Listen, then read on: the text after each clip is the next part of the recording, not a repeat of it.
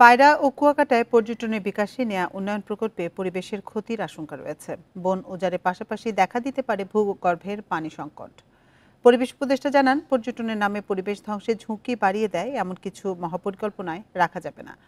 বৃহস্পতিবার সকালে রাজধানীর সেগুন বাগিচায় গণপূর্ত ভবনে আয়োজিত সেমিনারে একথা বলেন তিনি।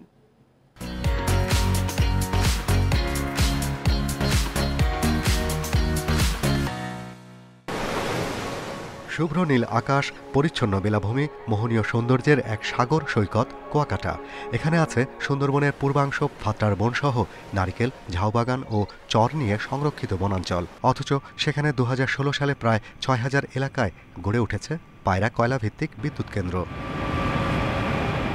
পদ্মা সেতু চালুর পর যোগাযোগ ব্যবস্থা উন্নতি হওয়ায় পায়রা বন্দর ও সাগর সৈকতে পর্যটকের চাপ বেড়েছে।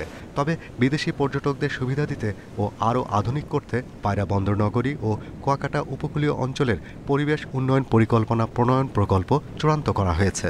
তবে এই প্রকল্পে পরিবেশের ক্ষতির আশঙ্কা করছেন পরিবেশ ও বন উপদেষ্টা। কেন মানুষের কুয়াকাটায় গিয়ে গলফ খেলতে হবে তো বুঝতে পারলাম না। আর এই গলফের ম্যানেজমেন্ট কাদের কাছে থাকে এটা কি আমরা জানি না। এয়ারপোর্টেরও একটা প্রস্তাবনা করেছেন। এয়ারপোর্টও কিন্তু মারাত্মক ওয়াটার ইন্টেন্সিভ। আপনি পুরোটাই গ্রাউন্ড ওয়াটার তুলবেন। আপনার খালি জায়গার তো এখানে বিষয় না, এত পানি আপনি কোথা থেকে পাবেন যেখানে অলরেডি গ্রাউন্ড ওয়াটারের স্কারসিটি আছে। পরিবেশ উপদেষ্টা জানান, উপকূলীয় এলাকার সৈকতে পর্যটন কোথায় গড়ে উঠবে তার কোনো নীতিমালা নেই। এই সুযোগে দখল হচ্ছে সৈকত।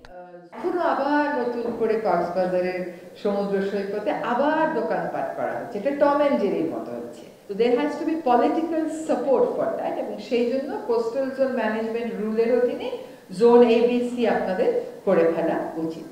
গৃহায়ন ও গণপূর্ত উপদেষ্টা জানান, দেশের পরিবেশ নষ্ট করে পর্যটনের বিকাশের পক্ষে নয় সরকার।